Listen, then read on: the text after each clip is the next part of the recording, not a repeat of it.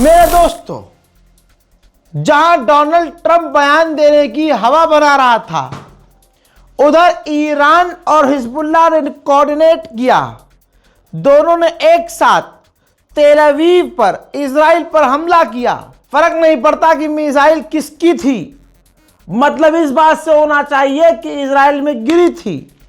अब दोस्तों, ईरान और हिजबुल्लाह की मिसाइलें जब आसमान में इजराइल के रोक नहीं पाया इजराइल, और धपड़ धपड़ टेढ़ेऊ टेढ़ेऊ टुडूं टुडूं ढम गिरी हैं। देखिए,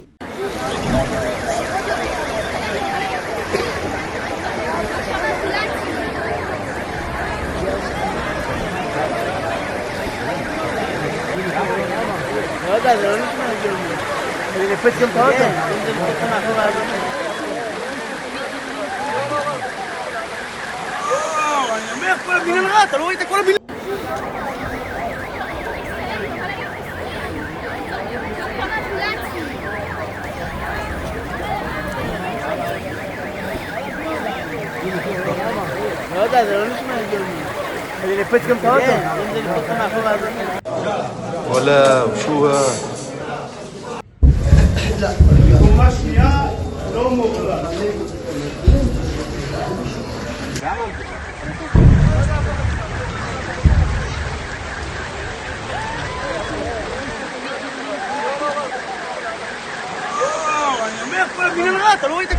यूरोप और नाटो को गालियां बक रहा है ट्रंप, किलस गया है ट्रंप।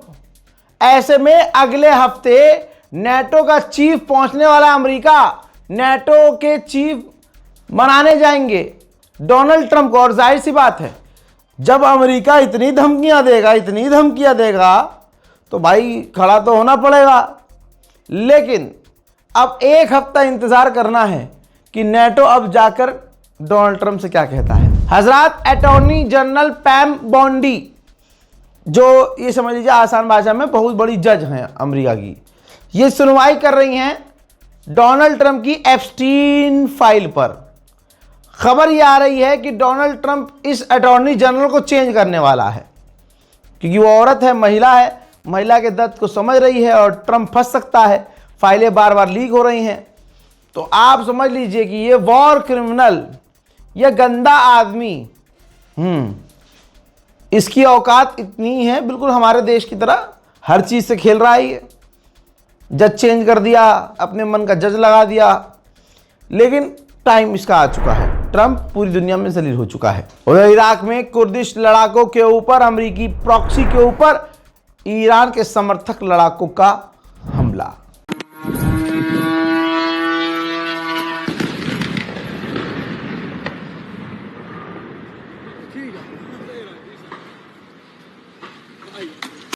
हजार 480 जहाज, शिप स्ट्रेट ऑफ हॉर्मूज में फंसी हुई हैं। ईरान के परमिशन का इंतजार कर रही हैं। ब्रिटेन की भी लंका लग गई है।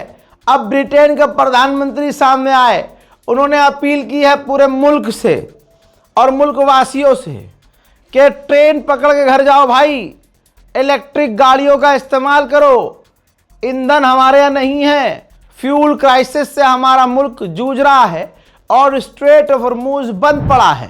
पूर्व उपराष्ट्रपति ऑफ अमेरिका कामला हैरिस ने कहा है कि जो अमेरिका के लोग नहीं चाहते थे, ट्रंप ने वो किया है और जंग में सबको घसीट लिया है। और इस दौरान अमेरिकी लोगों के लिए ट्रंप कुछ नहीं कर रहा है। महंगाई बढ़ रही है, चीजें महंगी हो रही हैं, बेरोजगारी छा रही है। सुनिए। Hey everyone, so I'm not going to be able to watch the president's address tonight, but here's the thing. He brought America into a war the people do not want. He has put American troops in harm's way. Costs are rising by the day.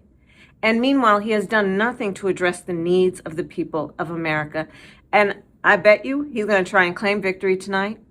But the reality is we're watching what he does instead of listening to what he says. उधर UAE और Saudi अरब दोनों भाइयों ने Iran की missile और drone intercept करने का दावा किया है। मेरे दोस्तों, जो मैं बात कह रहा हूं ध्यान से सुनते रहिएगा। डोनाल्ड ट्रंप का रात भर इंतजार किया गया क्योंकि ट्रंप बयान देने वाला था हमको ये लगा कि जंग बंदी का ऐलान करेगा, लेकिन ऐसा उसने नहीं किया। सोचने वाली बात यह है कि ये जंग बंद भी साला कैसे करेगा, जब ईरान हमला ही करता रहेगा, ये जंग बंदी का ऐलान करता रहेगा, तो इससे जंग कैसे रुक जाएगी। जंग बंदी तो ईरान के हाथ में है। बड़े ही सुरीली आवाज़ में आज इसकी एनर्जी डाउन थी, लिख के लेके आया था, बयान इसको देना ही था, क्योंकि अमेरिका की मार्केट पूरी बयानों पर ही इसके टिकी हुई है। लेकिन ईरान ने जो पीटा है, इसके शक्ल पर पिटाई के दाग नजर आ रहे थे। डोनाल्ड ट्रंप ने सामने आकर कहा कि हमने मिडिल ईस्ट को आज़ाद कर लिया। कोई हंसेगा नहीं, आपसे लोगों से मैं कहना चाहूँगा, कोई हंसेगा नहीं, सुनिए ध्यान से।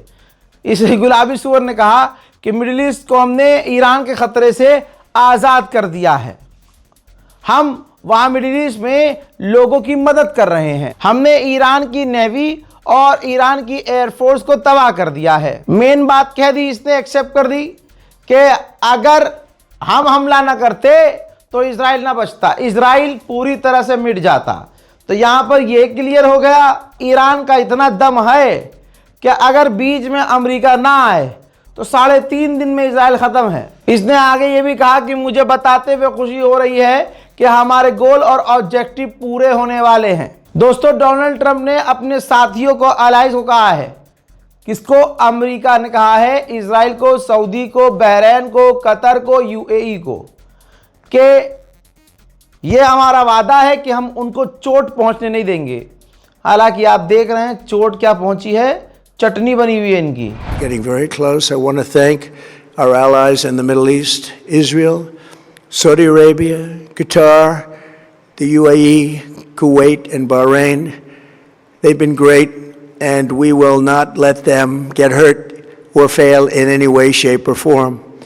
Many Americans have been concerned. Trump ने कहा कि ईरान आतंकवादी हमले कर रहा है, उन देशों पर हमला कर रहा है जिसका इस जंग में लेना देना नहीं है, वो टैंकर पर हमला कर रहा है। आगे ये गुलाबी सूअर ने जो बात कही, आपकी हंसी निकल जाएगी।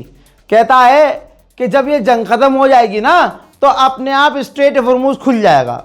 बहुत बढ़िया भाई। अब इसने ये भी कह दिया दोबारा कि जो देश स्ट्रेट हॉर्मुज़ इस्तेमाल करती हैं, वो कंट्रियां खुद जाएं और खुलवा लें, तेल ले लें।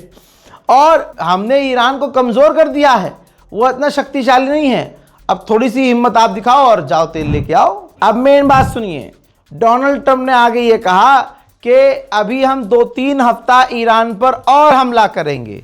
ये है सारा मेन मुद्दा, मेन बात ये आ गई। भाई जंग बंदी नहीं हुई है, न जंग बंदी का इरादा है, क्योंकि जंग बंदी ये कर ही नहीं सकता। ईरान का प्लान है लंबा लड़ेंगे, तो अब इन्हें ईरान के हिसाब से चलना पड़ेगा। इन्होंने कह दिया, ट्रंप ने कहा कि 2-3 हफ्ते हम ईरान पर हमला करेंगे और ईरान को स्टोन एज में भेज देंगे। और अभी 24 घंटे पहले इन सुअर ने कहा था कि हमने ईरान को स्टोन एज में भेज दिया है। अब बड़ा कंफ्यूज आदमी है, वे आदमी है जानवर है भाई। एक बार फिर से धमकी दी, डील करने के लिए पागल कौन है आप खुद फैसला कीजिए। डील पर तो बात ही नहीं कर रहा है ना ईरान, लेकिन डील के लिए तब ट्रंप रहा है। ट्रंप ने कहा कि अगर बहुत जल्दी डील ईरान से कोई नहीं होती है, कोई डील अगर नहीं होगी, तो हम ईरान जितने भी इलेक्ट्रिसिटी पावर प्लांट है, पावर ग्रिड है, उड़ा देंगे। हजरात, ये सेम वही धमकी है जब इसी गुलाबी सूअर ने सेम धमकी दी थी 48 घंटे में ईरान की पावर ग्रिड उड़ा देंगे। 48 घंटे से पहले उसने टाइम बढ़ा दिया कि 5 दिन बाद करेंगे, फिर कहता 10 दिन बाद करेंगे। तो ऐसे ही आड़े तेड़े बयानों की वजह से आज अमेरिका की कंपनियां, अमेरिका के लोग खुद डोनाल्ड ट्रंप पर भरोसा नहीं करते। मैं दोस्तों जबरदस्ती अपनी तारीफों के पुल बांधता हुआ एक तरफा इसने बोला कि हमारे पास सारे कार्ड, सारे ऑप्शन मौजूद हैं, हम उनके ईरान के तेल को तबाह कर सकते हैं, हमला कर सकते हैं और वो हमारे साथ कुछ नहीं कर सकते। मेरे दोस्तों ये सारा पैतरा उल्टा पड़ गया। ये देखिए, डोनाल्ड ट्रंप के बयान के बाद तेल के दाम सुसरे और ऊपर पहुंच गए, क्योंकि ट्रंप ने अपने पैर पर यह कहकर कुल्हाड़ी मार ली कि हम उनके यानी ईरान के ऑयल पर हमला करेंगे। उधर अमेरिका के दूसरे सेनेटर डोनाल्ड ट्रंप का जो करीबी है, उसने कहा है कि हम ईरान पर अब ऐसे हमला करेंगे, उन चीज़ों पर हमला करेंगे कि ईरान अब देश नहीं रह पाएगा और एक देश की तरह काम नहीं कर पाएगा। तो दोस्तों, ईरान के समर्थकों के लिए यही कहूँगा कि दुआ कीजिए, क्योंकि ईरान को अब बौखलाहट में आकर ट्रंप ने और बड़ी धमकियाँ दी हैं। ईरान अब क्या करता है ये इंपॉर्टेंट होगा। इस रिपोर्ट को शेयर कीजिए, दुआओं में याद रखिए। जय हिंद।